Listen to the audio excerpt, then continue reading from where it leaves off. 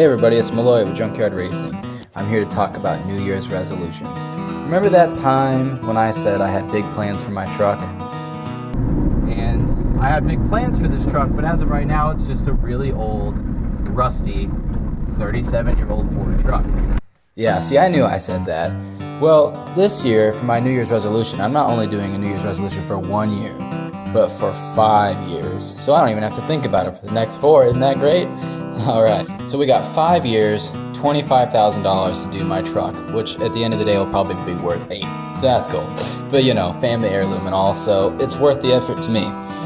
First step we're going to have to do is identify the issues that the truck has and start to try to plan out where the budget's going to go. We have a dead number for a budget, but we have to figure out where all that money's going to start to flow to.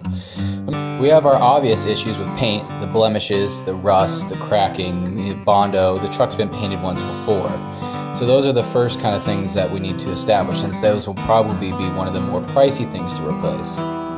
We also have electronics. The only things that I know for sure don't work in the truck is the wiper motor. But there is an excess of wiring, seeing as how the truck had a camper on it once upon a time and has its wires hanging down. The plan right now is to start with the easy stuff. Do things like hubcaps, rims, vacuum lines, the things that are easy to do. Seeing as how at the current location, things for me are a little bit difficult as far as room and accessibility. But later on down the road, we will be pulling the frame out from underneath of the truck and removing all the body off the truck so we can redo the suspension, rebuild the engine, trans, rear end, all these things, and then slap the body back on and start going on to body work and so on and so forth. All the steps are pretty unclear, and so is the time frame, other than I know I got 5 years to do it. I'd start trying to find out some of the problems with the truck from top to bottom. So I think the first thing we'll start with the most noticeable stuff, the bodywork kind of stuff. You can see our cab corners are completely eaten out. I can stick my finger inside the cab of the truck. So we're going to have to order new cab corners, probably from LMC truck. And this rust has also started to extend towards the bed. Now this might be a little hard to see in camera, but there is some bubbling here due to a splash shield that's in the fender well here, and rocks have gotten behind it and have started to collect moisture and start poking holes through it. There's more of this evidence on the other side of the bed rails as well. And in the front of the truck we have, you know, some hubcaps and rims that are seen better days. Now these are some pretty cheap and easy parts of the project, but for right now they're still on the to-do list. And of course tires that are way more than shot. These tires have been on this truck since 2001, so they're more of a safety hazard than anything else at this time. Underneath the truck we find more of the same kind of issues. Light rust, but all the parts are there and complete. The linkages are all complete, the truck still runs and drives, and under there we find the world's smallest rear-wheel drive transmission. I swear I've never seen one as small as this guy's. But we have leaky parts and, you know, some more small issues, but overall the truck is complete and has everything that we're looking for to start the project.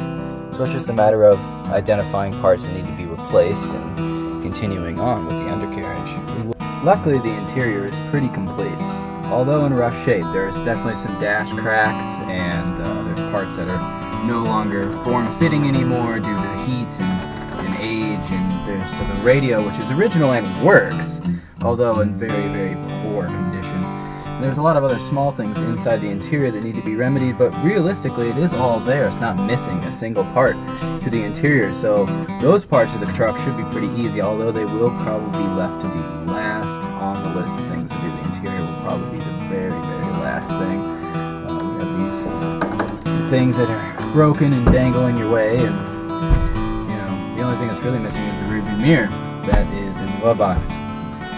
You know, that's where those belong. The engine bay, on the other hand, is a masterpiece of having issues. We have rusty bolts, totally destroyed vacuum lines, a carburetor that the bolt is held on by pretty much nothing, it's just loose.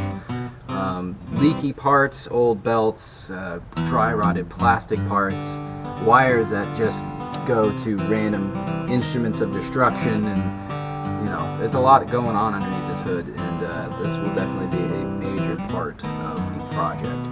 Everything from the simplest things like weather stripping being broken to radiator hoses being held together with tape and batteries being held together with ratchet straps. So there's a lot of issues to being handled underneath the hood of this truck. So there we go. That concludes our first episode of the F-100 build-up project, all of our identifying issues kind of stuff.